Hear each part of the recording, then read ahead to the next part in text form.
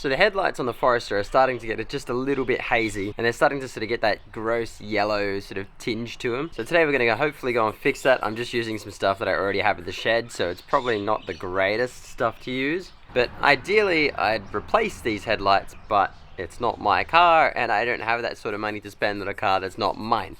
So we're just going to try and chuck on some fresh clear coat, make them look that little bit nicer. But yeah, these lenses are pretty hammered. So here's all the stuff I'll be using. Again, this is just what I've already got in the shed, just so I don't have to spend any money. There's two ways that you can do this sort of job. You can either leave the headlight on, or you can take it off. We're gonna do the one behind me. We're gonna do that one while it's on the car, so just show the whole sort of masking procedure. And then this one, we're gonna take that one off the car. Saves you having to mask up stuff. It just means that you do have to sort of go through the process of undoing the bolts, fitting your hands up behind your headlights, depending on what car you have and what engine bay you have. That can vary on difficulty. So I'm going to pop the bonnet open just so there's less masking that I have to do around here. Pop that up so you don't have to worry about that, because I want to mask up the body of the car. That way when we're sanding we don't accidentally end up scuffing any of the paint here.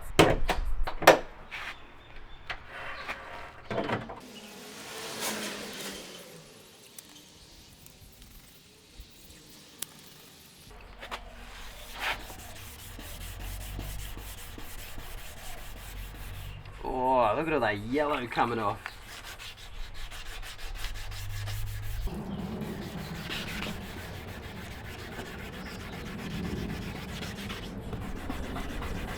Just watch all this yellowing start to come off.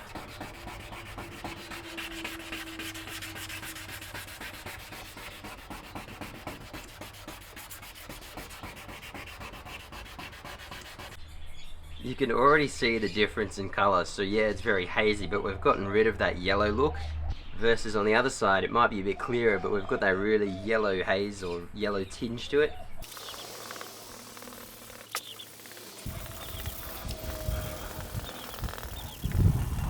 We're up to the final sanding step. We're going to use some 1500 onto this, and then we're good to start masking up the rest of the sort of surrounding area, ready to chuck on that clear coat.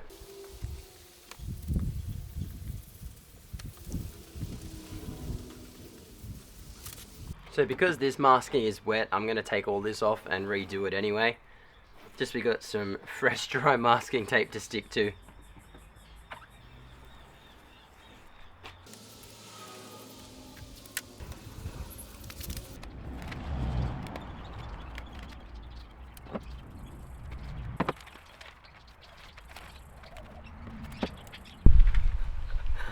The wind's starting to come, which is very annoying.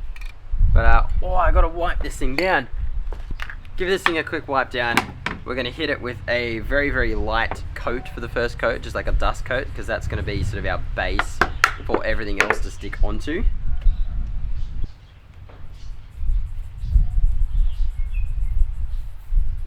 So it's gonna be dust coat for the first coat, probably a dust coat for the second coat, about 5 minutes in between each coat. Probably gonna try do four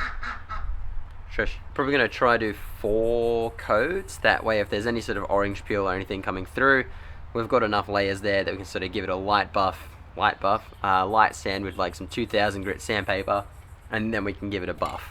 This stuff has been sitting on the shelf for like the past 3 years. They do have a shelf life of like 36 months apparently, but I think this can was already quite old, so I have no idea if this can is actually going to work or not, or if the paint's any good.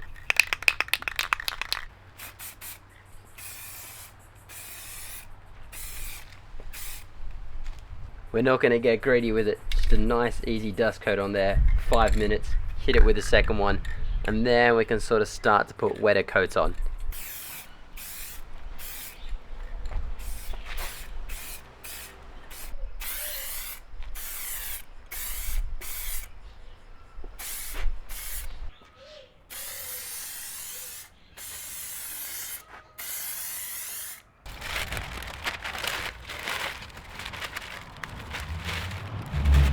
So these do have a little bit of orange peel to them, so all I'm going to do 1500, and then we're going to finish it off with some 2000 before we hit it with a buff. If you don't know what orange peel is, essentially it's just sort of the way the paint dries has sort of got the same texture as an orange peel. There's not like a smooth sort of glassy look. That sun is so bright.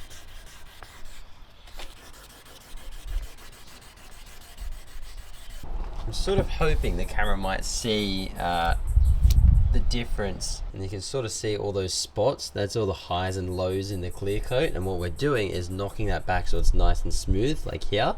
So we can sort of watch until it all becomes a hazy look instead of a spotty look. So we just keep sanding it until that gives us the one consistent haze.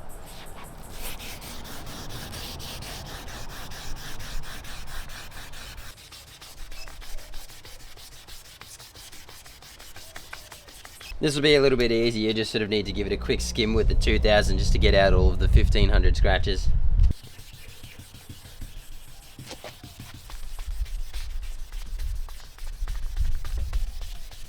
So you're not meant to do any polishing in direct sunlight, but I don't really have any other options.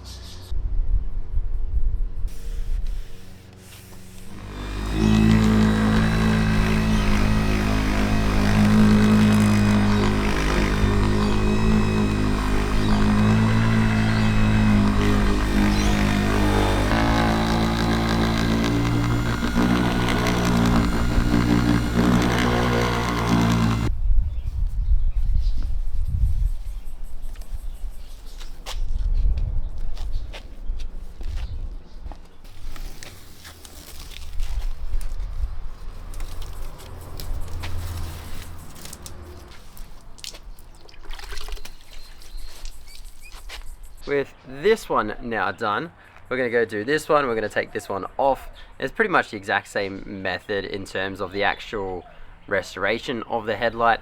The only difference is you don't need to worry about sort of masking anything, because you're going to take that off and sand it, so you don't have to worry about sort of scratching up your paint or any overspray going onto anything. So it looks like we've got our bolt. So it looks like we've got our bolt up here, and then it looks like we need to remove this plastic piece. We're going to pop these little rivets out, take this piece out, and then there's probably a bolt that runs through to the sort of radiator support.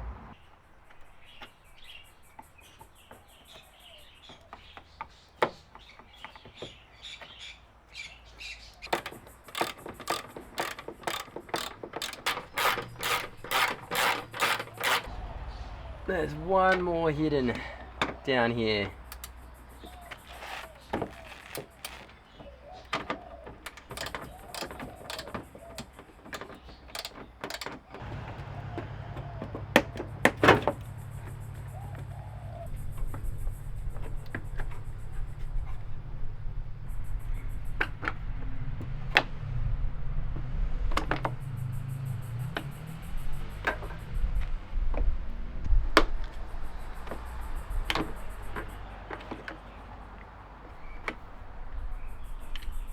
So I can do the exact same process with this one. The only difference is that I don't have to mask up around the area, because I don't really care if I end up sanding a little bit of that plastic there.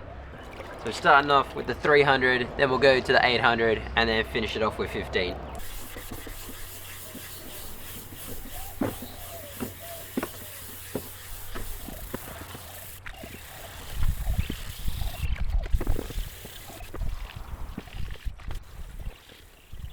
So I'm not too bothered about clear coat ending up on any of this other stuff, so we're just going to leave it unmasked. You could mask it up if you want to.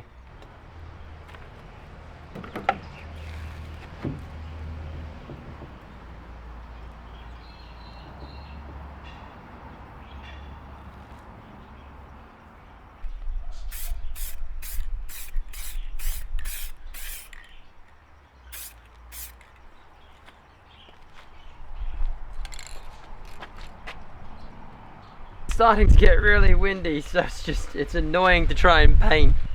I could do it in the shed actually for this one. I don't care if I get clear coat on the ground.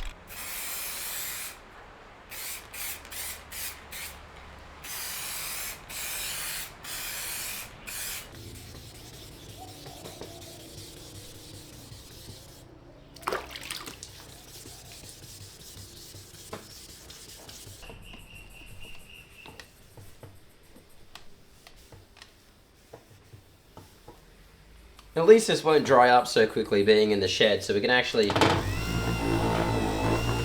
work it a little bit.